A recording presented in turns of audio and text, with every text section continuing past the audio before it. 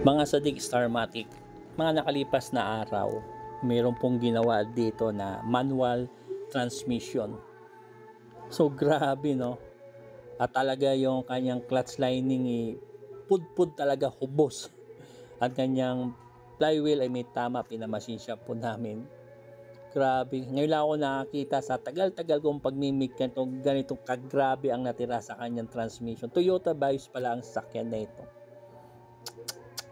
Kaya nga po, na hindi ko alam kung sanay siya magmani o hindi, kasi ayon sa kanya huminto na lang yung sasakyan, kaya hininto niya na rin.